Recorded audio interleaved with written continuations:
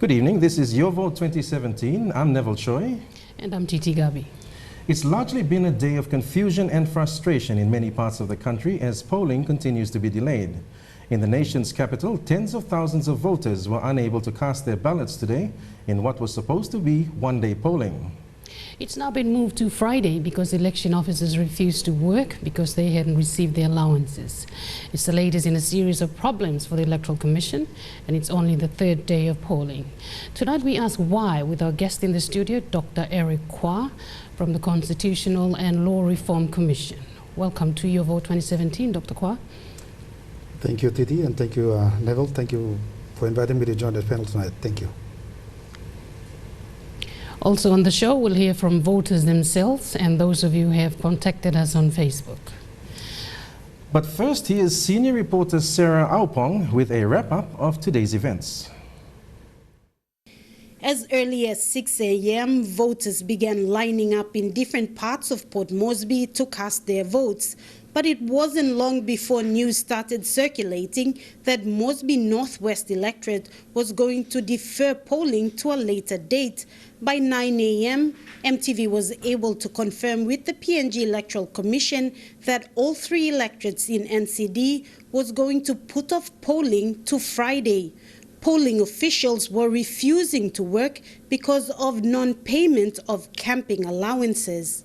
30 minutes later, as news of the deferral spread in the city, the first group of frustrated voters, candidates and scrutineers fronted up at the PNG electoral headquarters, demanding answers and reporting that suspicious ballot papers had been seen at certain polling areas.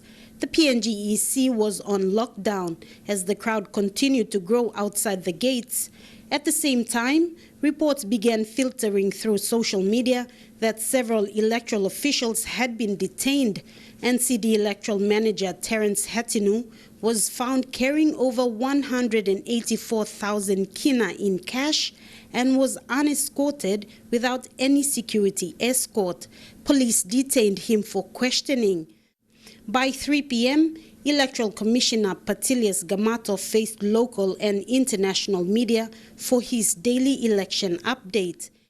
He says he decided to defer voting because he wanted all three NCD electorates to go to polls on the same day. He was also asked about reports that police had found an agreement between NCD electoral manager Terence Hatinu and a candidate. But Mr. Gamato wouldn't comment, saying it was a police matter. However, he confirmed that the money found on Hatinu was to pay the outstanding camping allowances, but he couldn't confirm how much was needed to clear this outstanding allowance.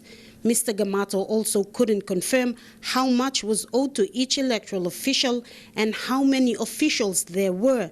He blamed the delay in their payments on administration issues, as the EC hadn't received a list of names to be able to process the payments. He is though confident that NCD will start polling on Friday, which will come as some good news for many frustrated voters. It has been a day of drama, Dr. Eric Kwa. What's been your reading of the whole events that unfolded today? Well, the situation that happened today is also being experienced by other electorates throughout the country. The key issue is about the casting of votes. Voter must exercise his right to vote in this election. I'm pretty sure that the voters who have turned up today to vote will not miss the opportunity because it's been deferred to Friday and it's within the polling period. I don't think there is a violation of any law. I think the Electoral Commission has his constitutional mandate to defer an election based on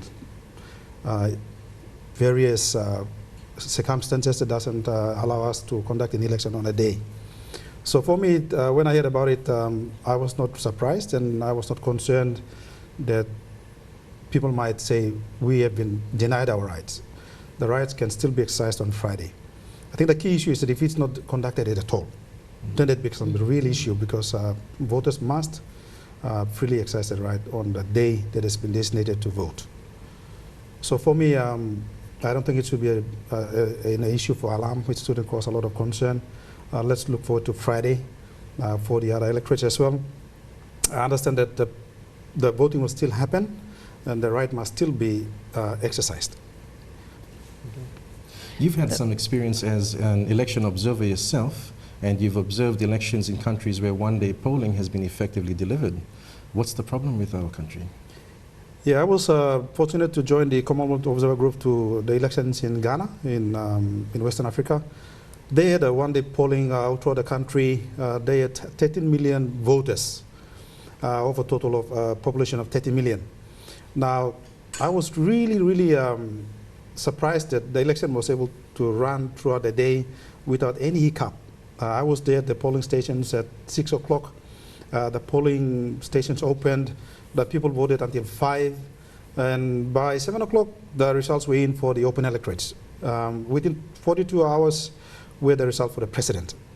And so looking at Ghana and looking at PNG, you know, we've got a similar kind of social, cultural situations. I didn't encounter any issues at all in Ghana. And so for me, this last couple of days has been a bit, I can understand the frustration by our people, by the candidates who have been really working hard to garner support from the voters. And for them, it's like today for NCD, they wanted the election to happen, so they would go out and start accounting in 2 days' time, and they get a result. Delaying it for another couple of days, that just puts everybody under a lot of anxiety, and so you can understand the frustrations by people. I have still tried to work out how we can be able to do it better in PNG, because we have a very small population, and our voting population is less than 5 million. So how is it that it takes so much energy and we spend so much money, resources to run an election, and it runs for almost a month too, when people go to vote. And so in my office, we've been trying to talk to the Electoral Commissioner, the last one, Mr. Trawen, and with the Department of Provincial Affairs to try and see if we could review the laws to make it a little bit more easier for our people. But I can discuss that a little bit more later, depending on time. Speaking of anxiety, one of the key issues that happened today in Port Moresby is the discovery of cash, a large amount of cash on one of the on the returning officer for election manager for NCD. What sort of signals is that sending out? Well, when I heard about the story, I was really concerned because at the leaders' conference and the leaders' meetings leading up to the elections, we have agreed, and we, as the government, have been very firm on cash handouts during elections. I'm pretty sure that the Chief Secretary and other departmental heads are very concerned about this, because the payments are supposed to be made direct to the bank. Government officials, electoral officials should not be carrying cash, because that just raises a lot of suspicion and concern by a lot of people. Yeah. So the explanation by the Electoral Commissioner that no, we need to pay outstanding cash to certain number of people, that raises a lot of questions, because we agreed that this election we should not allow cash to be carried by electoral officials. And so I'm also concerned about the news that it was given to pay outstanding allowances. Is there cause for concern, Dr. Eric, and should an investigation take place? Well, I'm glad that the Electoral Commission has agreed that the police can investigate the matter, particularly in relation to a document that they found with the electoral official, an agreement. I'm really interested to also see what that agreement is, because if that person is now, his integration is now brought into question, then for all purposes of fairness, then he should not conduct the elections on Friday. I'm hoping that the Electoral Commissioner can understand this, that he cannot allow this person to run the elections on Friday. He probably needs to get someone else. Even if the allegations are not true, even if the agreement is just a piece of document that just fell into the car somewhere, but the point is that the integrity has not been questioned. True. And for the purposes of the election process, anyone under suspicion must easily be sidelined. Okay, well, we've got a lot more to discuss about today's events, but there's a lot to keep discussing. But before we do that, let's have a listen to what some voters in NCD had to say. Excellent. So why you waste time? Mipla lo isla day longan. Mipla lak sabe lo ask longan. Youth sim rest tape mo sem. Mipla main po am rest tape. Bela gi vote mon kami mat. Mipla follow sem. Why all posti the day am category la testi o sa kami day. And as it is now, all the polling officials are confused. But as far as Mipla man liklik on man meri lo community Mipla concern, as is a very important day lo affecting life lo Mipla too. Well, this election it's at a crucial time. Then Mipla must get democratic right. Lo Mipla lo voting mo people lo Mipla. So Mipla look forward lo sa line lo come hurry up. So Mipla waiting will stop na emos will make him no time. So Mipla walk lo talk stop here. All no come so people got freedom. Whether Mipla vote or Mipla no vote. Thank you. The views of some voters in NCD today. You're watching Your Vote 2017. Don't forget, you can follow us on Facebook. Just find the Your Vote 2017 page and like it. You can also send us messages. We'd love to hear from you. Coming up after the break, we'll hear from some of our Facebook users as well as the Electoral Commissioner. Stay with us.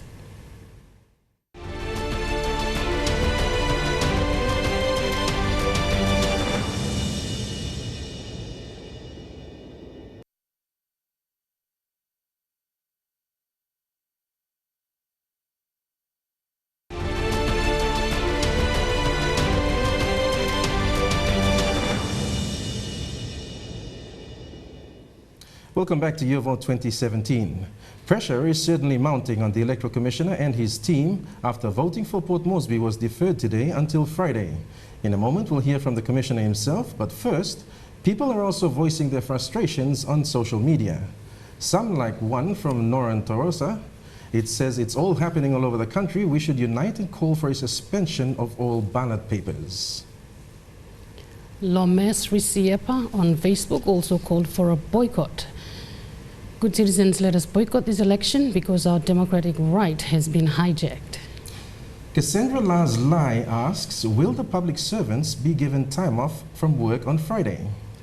While Aravapolovia said this, the GG, the Governor General, needs to step in now and call off the election. Too many discrepancies. It can't be a free, fair and safe elections. And this post from Ernesto Tauliso asking, what does the Constitution say about this chaotic election? Should it proceed or be halted? Some interesting points there and questions asked. We're joined in the studio with Dr. Eric Kwa from the Law Reform Commission, who can perhaps answer some of them. Dr. Kwa, does the Governor General have any say in all of this? Unfortunately, Neville, the Governor General has already spoken, and that's basically opening the writs when he signed off for the elections to commence. The only thing he can do now is to wait for the return of writs.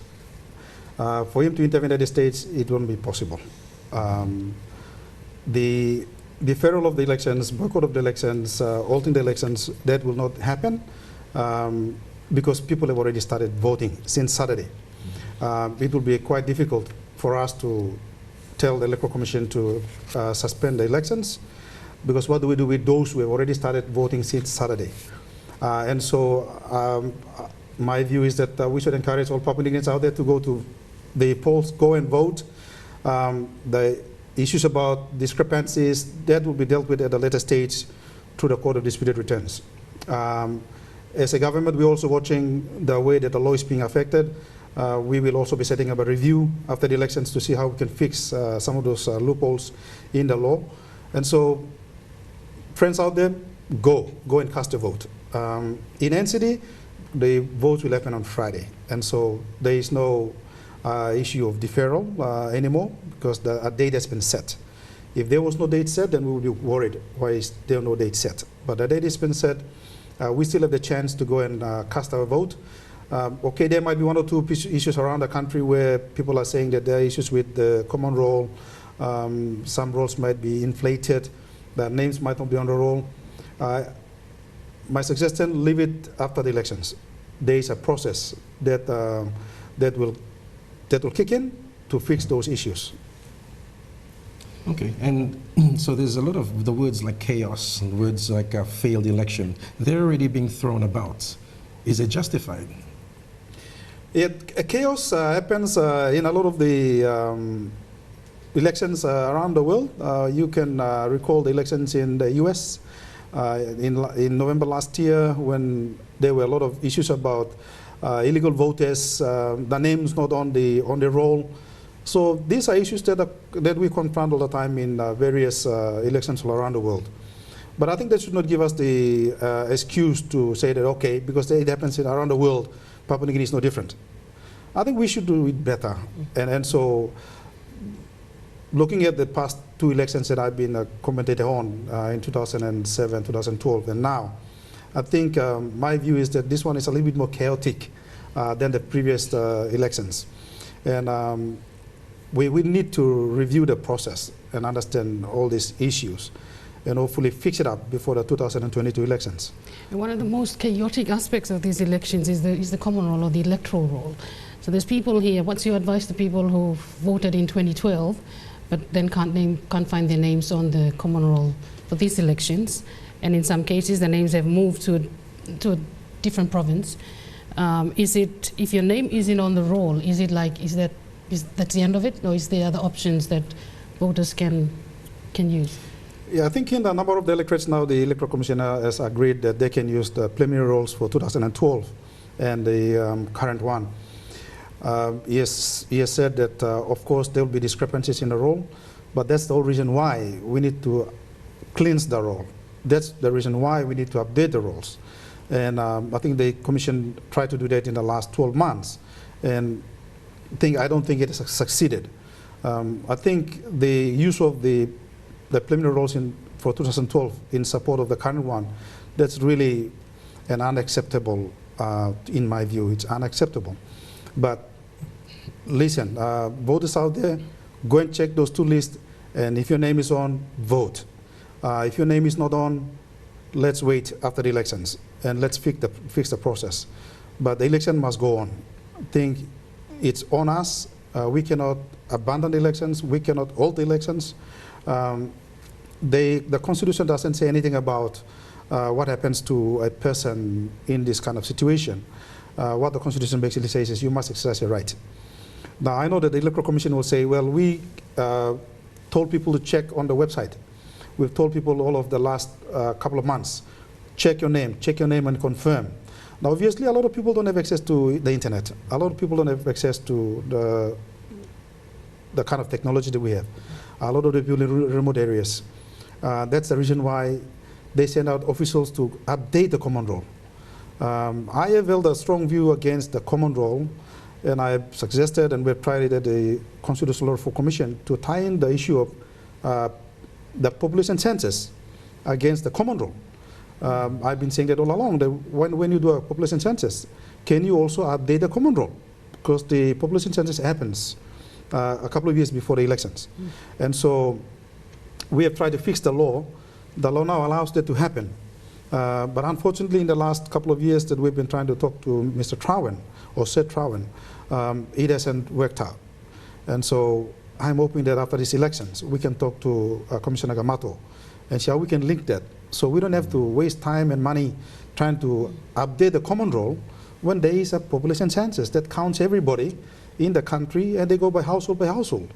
And so obviously you could easily update the voters, those who have died, those who are now into 18 years, who cannot vote, those who have moved. That can also happen at the same time that you're running a census. Is there a push that the Law Reform Commission can lead to see this happen? Yes, we are now reviewing all the election petition cases. We're now looking at the loopholes in the current organic law on the national and local government elections. And we're readying ourselves to talk to the commissioner, Electoral Commission, after the elections. Can we seriously look at all these gaps in the law and fix them? As you know, the Constitutional Reform Commission was one of the parties that opposed the government with the proposed increase in the nomination fees and the proposed scaling down of the courthouses where you could file your election petition, and the increase of the security for cost from currently 5,000 to 25,000. CLRC opposed the government on these proposals because we said we needed to discuss it with the people. We needed to go out and consult with a lot of people, but at the 11th hour, the government wanted to push this proposal through, and we said that's not fair on everybody. You can't increase the nomination fee up to 10,000 when the vote was supposed to be on the 18th of April, and the polling was supposed to open on the 20th. So obviously it's very late for people to raise the 10,000 to pay for a nomination fee. So we opposed the government on that count, and we're very happy that the government sensibly withdrew the amendments. And I'm suggesting to whoever is going to be the next Prime Minister, can we start up the review earlier on? Let's not wait until towards the end and we start to push through reforms. We have got enough evidence, we have got enough experiences. Can we do the reforms much earlier on? Okay. So our people are ready. Right. So as we've heard, some voters are calling for the Electoral Commissioner to be removed over his handling of this election. But Petelius Gamato maintains he's done the right thing. Let's have a listen to what he said earlier today, which was broadcast live on MTV this afternoon. So because of that, I didn't want to allow one electorate to start and others later. I wanted everyone to start at the same time. So I've decided that we should all defer the polling to Friday and regroup ourselves and go back and conduct polling on Friday. We used to take up the post simply because of the camping allowance, non-payment of camping allowance. So I made a decision this morning, and I informed the members of the press, some of them, to announce that. I also went on radio to inform the public on that decision. I think I made my position very clear, basically saying that we cannot poll one electorate and leave out two. In Port Moresby, where there is one-day polling, we have to poll together. And so when I made a decision, I took into consideration those type of things, basically to avoid any double voting if we allowed for different electorates to poll differently. Okay, so it's a one-day poll, so I've deferred that to Friday. And the ballot papers are with the police. They have been returned to the police, and the police custody. Dr. Kwa, Commissioner Gamato there, today fielding questions from the media. Is there a level of transparency in doing that consistently for information to get out? Well, the observers are here from all over the world trying to see whether we're going to do it right. The whole idea is to protect the integrity of the elections. Because the leaders that are going to be voted in must be legitimately elected into office. And that's why it's really critical that the process that is involved in electing those leaders must be properly done, all within the legal framework, so the integrity is maintained. In the last couple of days, the issues that have been occurring and the incidents that we have heard over the media, for example, the burning of ballot papers, the transportation of certain ballot papers to a wrong electorate, certain ballot boxes being moved in a certain time by certain individuals. All those raise a lot of questions about the integrity of the elections. I do not think it's really critically bad at this stage to now start to question the integrity. These are instances that are still unfolding, and I hope that this has to end soon, and that there will be no more questions raised in terms of the election day, people turning up at the right polling station, the number of ballot papers, the boxes being moved. I hope those issues would end today, and let's hope that the next couple of days will be clear sailing in terms of good news about people going and casting their vote being protected by the security officials. The counting starts smoothly, because that is the whole issue of these people who are watching us. Are we doing it right? Because they go and they talk about it elsewhere. And so I'm concerned a little bit about the last couple of days, but I don't think it's damaging enough to now say that the election has been tainted or the election is gone bad. These are issues that, as I said, happens around the world, and as the Electoral Commission encounters those problems, it needs help to ensure that those are resolved quickly and amicably, so that we can be able to have a result within the given period that the Governor General has agreed to set the dates for PNG. So I think these are issues that are unfolding, and I'm sure that the Electoral Commissioner, with the help of all the officials out there, the government, helping him to try and resolve this as we go along. But I hope that this is it, that we don't hear more about the banning of ballot papers. Almost 1,000 or 10,000 ballot papers or 20,000. That's just the first time I've had it. That's even before the elections. The issue of unpaid allowances for polling officials, for service providers, it's not a new thing. It's also carried on from 2012 and prior, and it's still here. So are there legal implications, especially for Port Moresby, for what happened today? Well, the main problem would be whether people have casted their vote. That is the main constitutional issue. That is the main legal issue. I know that the candidates might say, well, we were told to stop the campaigning on Friday, expecting the vote to happen on Tuesday so we can get the result quickly. Now that you've deferred it to Friday, then what happens to all the time that now is taken up with people not having the opportunity to go ahead and campaign quietly? That will be an issue. And so I'm thinking that maybe after the elections, we will probably have some stories popping up that because of the deferral that gave some candidates some time to now go about and do a bit more campaigning informally. But the main legal issue is if they don't cast their vote. The polling officials, the non-payment of certain allowances, I can tell you that we've been really frustrated over the last couple of years. And this election, with, as I said earlier, the leaders agreed that we must pay all those out into their accounts, and then people just turn up and work. For whatever reason, the cash was held today. For whatever reason, these payments were not made earlier. I'm just unable to explain the situation here. But let me say that legally, we're still okay. Elections will still run on Friday. People still cast their vote. Some people might say, well, I plan to go to my province, I wanted to go to some work, and so I plan to vote on Tuesday. Now I've got to defer everything. Unfortunately, that's the way it is. The Electoral Commission has decided it happens on Friday. We'll just have to wait on Friday and see that hopefully it runs well. Yeah.